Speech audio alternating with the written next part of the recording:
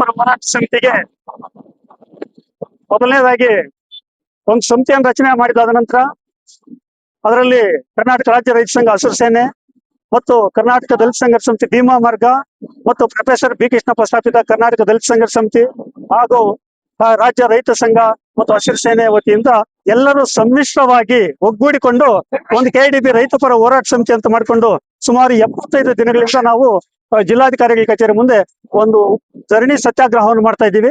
ಉದ್ದೇಶ ಇಷ್ಟೇ, ಇವತ್ತು ಕೆಂಪೇಟೆ ಹೋಬಳಿಯ 13 ಹಳ್ಳಿಗಳಲ್ಲಿ ಏನ್ ಕೆಡಿಬಿ ಅಂತ ಪ್ರಾರಂಭ ಆಗ್ತಿದೆ, ಅದಕ್ಕೆ ಸೂಕ್ತವಾದ ದರವನ್ನು ನಿಗದಿ ಮಾಡಬೇಕು, ರೈತರನ್ನು ಕರೆದು ಅಂತ ಹೇಳಿದ್ವಿ. ಅದಕ್ಕೆ ನಮ್ಗೆ ಸರ್ಕಾರ ಸ್ಪಂದಿಸಿ ಏನ್ ದರ ನಿಗದಿ ಮಾಡಿದೆ ಸೂಕ್ತವಾದ ದರವನ್ನ ಇನ್ನೂ ಹೆಚ್ಚಿನ ದರ ಕೊಡ್ಬೇಕಂತ ಒಂದು ಬೇಡಿಕೆ ಇಟ್ಟಿದ್ದೀವಿ.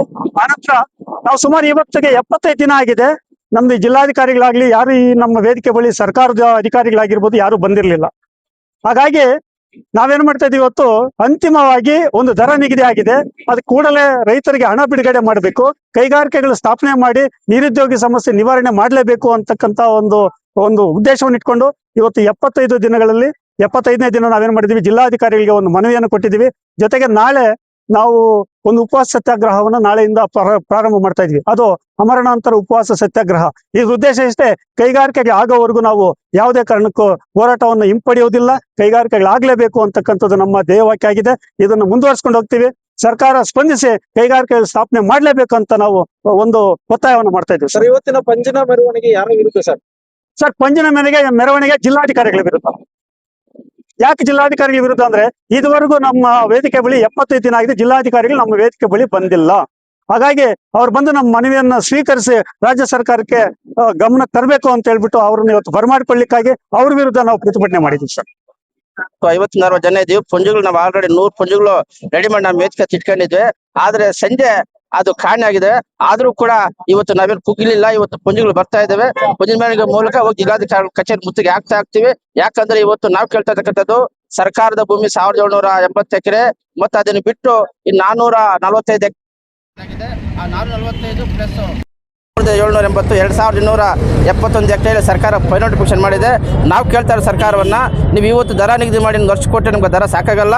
ಹಾಗಾಗಿ ಇವತ್ತು ಕೂಡಲೇ ದರ ನಿಗದಿ ಮಾಡಿದಿರಿ, ಕೂಡಲೇ ನಮ್ಮ ವೇದಿಕೆ ಮೇಲೆ ಚೆಕ್ ಕೊಡಬೇಕು ಅಂತೇಳಿ ನಾವು 75 ದಿನಗಳ ನಿರಂತರ ಹೋರಾಟ ಮಾಡ್ತಾ ಇದ್ವಿ. ಆದರೂ ಕೂಡ ಕಣ್ಣು ಕಿವಿ ಕಾಣದಂಥ ಮಾನ್ಯ ಜಿಲ್ಲಾಧಿಕಾರಿಗಳು, ಜಿಲ್ಲಾಡಳಿತ ಇವತ್ತು ನಮ್ಮ ಕಡೆಗಣಿಸಿದೆ. ಹಾಗಾಗಿ ಇವತ್ತು ಏನು ಈ ಶಿಲ್ಘಟ್ಟ ಸರ್ಕಲಿಂದ ಪುಂಜಿನ ಮೆರವಣಿಗೆ ಮೂಲಕ ಹೋಗಿ ಜಿಲ್ಲಾಧಿಕಾರಿ ಕಚೇರಿ ಮುಂದೆ ಕುತ್ಕೊಂತೀವಿ. ನಾಳೆ ಇವತ್ತು 75 ದಿನಗಳಿಂದ ನಾವು ರಾತ್ರಿಗಳಲ್ಲಿ ಇದ್ರೂ ಕೂಡ ಅಟ್ಲೀಸ್ಟ್ ರೈತರಿದ್ದಾರೆ, ನಿಮ್ಮ ಕಷ್ಟ ಏನು, ಯಾಕಿದ್ದೀರ ಅನ್ನೋ ಮಾತನ್ನು ಕೇಳಬೇಕಲ್ವ. ಇವತ್ತು ನಮ್ಮ ತೆರಿಗೆ ಹಣದಲ್ಲಿ ಸಂಬಳ ತಗೊಳ್ಳುವಂಥ DC, ನಮ್ಮ ತೆರಿಗೆ ಹಣದಲ್ಲಿರ್ತಕ್ಕಂಥ ಇಡೀ ಜಿಲ್ಲಾಡಳಿತ ಇವತ್ತು DC ಅವರಿಗೆ ಒಂದು ಕಾರ್ ಕೊಟ್ಟಿದ್ದಾರೆ, ಮನೆ ಕೊಟ್ಟಿದ್ದಾರೆ. ಏನು ಕೊಟ್ಟಿರ್ತಕ್ಕಂಥದ್ದು ನಮ್ಮ ಇಡೀ ಜಿಲ್ಲೆಯ ರೈತರ, ಕೂಲಿ ಕಾರ್ಮಿಕರ ಎಲ್ಲ ಹಿತವನ್ನು ಕಾಪಾಡಬೇಕಾಗಿರುವುದು ಜಿಲ್ಲಾಧಿಕಾರಿಗಳ ಕರ್ತವ್ಯ.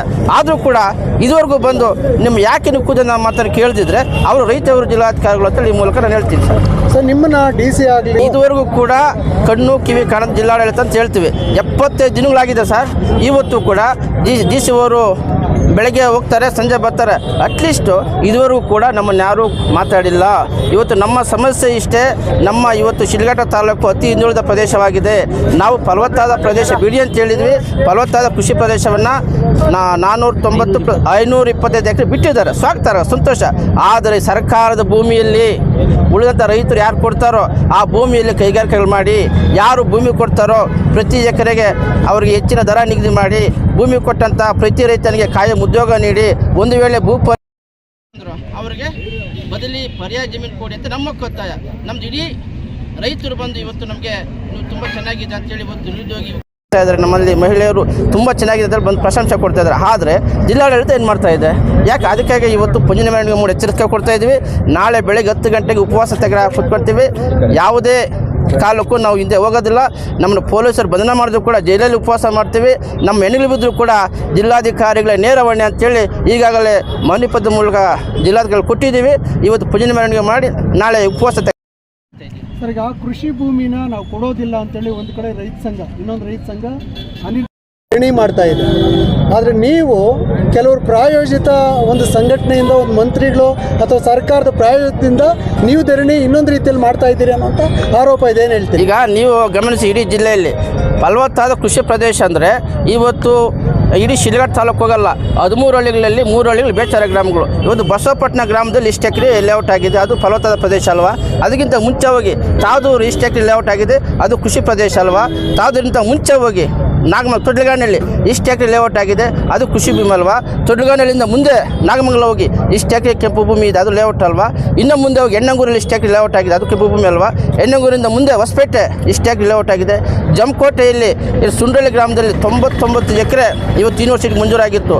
ಅದೇ ಜಾಗದಲ್ಲಿ ಇವತ್ತೇನು ನಮ್ಮ ಸಹೋದರರು ಹೋರಾಟಗಾರರು ಫಲವತ್ತಾದ ಕೃಷಿ ಪ್ರದೇಶ ಅಂತೇಳಿ ಹೋರಾಟ ಮಾಡಿದ್ರು, ಆದರೆ ಇವತ್ತು ಆ ಜಾಗದಲ್ಲಿ ಲೇಔಟ್ ಆಗಿದೆ. ಒಂದು ಚದರ ಅಡಿ ವಿಲ್ಲಾಗಳು ಪ್ರಾರಂಭ ಆಗಿದೆ, ಒಂದು ಚದರ ಅಡಿ 7,000 ರೂಪಾಯಿ ಮಾರಾಟ ಆಗ್ತಾ ಇದೆ. ಆಗೆಲ್ಲೋಗಿತ್ತು ಇವ್ರ ಬದ್ಧ. ಇವತ್ತು 1 ಎಕರೆ ಪಾಣಿ ಇದು 20 ಎಕರೆ 50 ಎಕರೆ ಒತ್ತುವರಿ ಮಾಡ್ಕೊಂಡು ಕಾಂಪೌಂಡ್ ಹಾಕಿದ್ದಾರೆ. ನಾವು ನಮ್ಮ ಯಾರು ಬಡವರು 1 ಎಕರೆ 2 ಎಕರೆ ಹಾಕೊಂಡಿಲ್ಲ. ಇವತ್ತೆಲ್ಲ ನಮ್ಮಲ್ಲಿ ನಿರ್ಗತಿಕರು, ಕೂಲಿ ಕಾರ್ಮಿಕರು. ಹಾಗಾಗಿ ನಾವು ಇವತ್ತು ಹೇಳೋದೇನೆಂದರೆ, ಏನು ಸರ್ಕಾರದ ಭೂಮಿಯಲ್ಲಿ ನೀವು ಮಾಡಿ ಉಳಿದಂತೆ. ನಾಳೆ ನಿಮ್ಮದು ಯಾವ ರೀತಿಯ ಹೋರಾಟ ಹೇಗಿರುತ್ತೆ? ಯಾರು ಬರ್ತಾರೆ? ನಮ್ಮದು ಸ್ವಾಭಿಮಾನದ ರೈತರ ಹೋರಾಟ. ಹಿಂದೆ ಕೌರವರಿಗೂ ಪಾಂಡವರಿಗೂ ಇದು ನಡೀತು. ಆವಾಗ ಪಾಂಡವರು 5 ಜನ ಇದ್ದಿದ್ದು, ಕೌರವರು 101 ಸಂಖ್ಯೆಯಲ್ಲಿ ಇದ್ದರು, ಆದರೆ ಗೆದ್ದಿದ್ದು ಪಾಂಡವರ.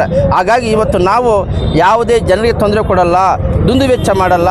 ಹಾಗಾಗಿ ನಾವು ಶಾಂತಿಯುತವಾಗಿ ಉಪವಾಸ ಸತ್ಯಾಗ್ರಹವನ್ನು ಮಾಡ್ತಾ ಇದ್ದೀವಿ. ಹಾಗಾಗಿ ಸರ್ಕಾರ ಬಂದು ನಮ್ಮ ಮನೆಯನ್ನು ಪರಿಗಣಿಸಬೇಕು. ಒಂದು ವೇಳೆ ತಾಸ್ಕರ ಮಾಡಿ ನಾವೇನಾದರೂ ಅಲ್ಲಿ ಹೆಚ್ಚು ಕಡಿಮೆ ಆಗಿ ಆರೋಗ್ಯ ಸ್ಥಿತಿಗಾದರೆ ಇಡೀ ಜಿಲ್ಲಾಡಳಿತ ನೇರ ಹೊಣೆ ಅಂತೇಳಿ ಸಂದರ್ಭದಲ್ಲಿ ಹೇಳಕ್ಕೆ ಇಷ್ಟಪಡ್ತೀನಿ ಸರ್. Thank you sir.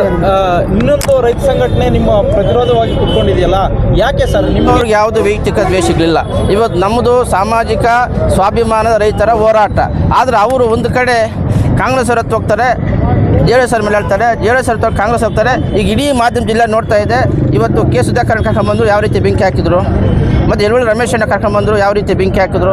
ಅವ್ರದ್ದು ಏನಿದ್ರು ಕೂಡ ಕರ್ಕೊಂಬಂದಲ್ಲಿ ಬಿಟ್ಟು ಅವರ ಅಕ್ಷೇಪ ತುಂಬಲಿಕ್ಕೆ ಮಾತ್ರ ಹೋರಾಟ. ಅದರಲ್ಲಿ ಇವತ್ತು ಜಾತಿ ಮತ್ತು ಧರ್ಮ ಎಲ್ಲ ಕೂಡ ಅದರಲ್ಲಿ ಬೆರೆಸ್ತಾ ಇದ್ದಾರೆ. ಇವತ್ತು ನಮ್ಮ ರೈತರಲ್ಲಿ ಇಡೀ ಜಿಲ್ಲೆ ಹೆಚ್ಚಿಕೊಳ್ಳಿ, ನಮ್ಮದು ಯಾವುದೇ ಒಂದು ಜಾತಿ ನಮಗೆ ಬಂದು ಬೆಂಬಲ ಕೊಟ್ಟಿಲ್ಲ, ಯಾವುದೇ ಒಂದು ಪಕ್ಷ ಬಂದು ನಮಗೆ ಬೆಂಬಲ ಕೊಟ್ಟಿಲ್ಲ, ಯಾವ ಒಬ್ಬ ರಾಜಕಾರಣಿ, ಯಾವೊಬ್ಬ ಸಮಾಜ ಸೇವಕರು ನಮ್ಮ ವೇದಿಕೆ ಮೇಲೆ ಬಂದಿಲ್ಲ. ಹಾಗಾಗಿ ಇವತ್ತು ಸ್ವಾಭಿಮಾನಿ ರೈತರು ಹೋರಾಟ ಮಾಡ್ತಾ ಇದ್ದೀವಿ. ಹಾಗಾಗಿ ಇವತ್ತು ಪಾಂಡವರು ಕೌರವರು ಇವತ್ತು ಪಾಂಡವರ ರೀತಿಯ ನಾವು ವನವಾಸ ಮಾಡ್ತಾ ಇದ್ದೀವಿ. ಇವತ್ತು 70 ದಿನಗಳಾಗಿದೆ. ಇವತ್ತು ಎಷ್ಟೋ ದಿನಗಳು ಉಪವಾಸ ಮಲಗಿದ್ದೀವಿ, ಕಣ್ಣಲ್ಲಿ ನೀರು ಬರ್ತದೆ. ಇವತ್ತು ನಮ್ಮ ಬಳಿ ಯಾರು ಬಂದಿಲ್ಲ. ಇವತ್ತು ಉಪವಾಸ ಮಲಗಿದ್ದೀವಿ, ಬುರುಕು ತಿಂದಿದ್ದೀವಿ. ಆದರೂ ಕೂಡ ನಮ್ಮ ಗುರಿಯನ್ನು ಮುಟ್ಟಲ್ಲ. ಇವತ್ತು ಯಾವತ್ತೂ ಕೂಡ ಗುರು ಮುಖ್ಯನೇ ಹೊರತು ಸಂಖ್ಯಾಬಲ ಅಲ್ಲ. ಆ ರೀತಿ ಸಂಖ್ಯಾಬಲ ಆಗಿದ್ದರೆ ಗಾಂಧಿ ದೇಶಕ್ಕೆ ಸ್ವಾತಂತ್ರ್ಯ ತಂದು ಕೊಡ್ತಾ ಇರಲಿಲ್ಲ, ಬಾಬಾ ಸಾಹೇಬ್ ಅಂಬೇಡ್ಕರ್ ಸಂವಿಧಾನ ಬರೀತಾ ಇರಲಿಲ್ಲ. ಎಚ್ಚರ ಇಲ್ಲಿ. ಹಾಗಾಗಿ ಇವತ್ತು ನಾವು ಶಾಂತಿಯುತವಾಗಿ ಸತ್ಯ ಮಾರ್ಗದಲ್ಲಿ ಶಾಂತಿಯುತವಾಗಿ ಹೋರಾಟ ಮಾಡ್ತಾ ಇದ್ದೀವಿ. ಹಾಗಾಗಿ ಜಿಲ್ಲಾಡಳಿತ, ಸರ್ಕಾರ, KDB ಅಧಿಕಾರಿಗಳು ಬರಬೇಕು, ಇಲ್ಲಿ ನಮ್ಮ ಸಮಸ್ಯೆ ಆಲಿಸಬೇಕು. ಇನ್ನೊಂದು DC ಹೇಳಿದ್ವಿ, ಜಿಲ್ಲಾಧಿಕಾರಿಗಳ ಹಂತದಲ್ಲಿರುವಂಥ ಕೆಲ ಸಮಸ್ಯೆ ಹೇಳಿದ್ದೀವಿ. ಜಿಲ್ಲಾಧಿಕಾರಿಗಳ ಅಂಥ ಸಮಸ್ಯೆನೇ ಪರಿಹರಿಸ್ತು. ಇಲ್ಲಿ ಸರ್ಕಾರ ಏನು ಮಾಡ್ತದೆ? ಇವತ್ತು ಒಂದು 3-4 ಸಮಸ್ಯೆ ಹೇಳಿದ್ವಿ, ಇದಕ್ಕೂ ಕೂಡ ಸ್ಪಂದನೆ ಇಲ್ಲ. ಹಾಗಾಗಿ ನಾವು ರೈತ ವಿರೋಧ ಜಿಲ್ಲಾಡಳಿತ ಅಂತ ಹೇಳ್ತಾ ನಾಳೆ ಧರಣಿ ಸತ್ಯಾಗ್ರಹ ಮಾಡ್ತೀವಿ.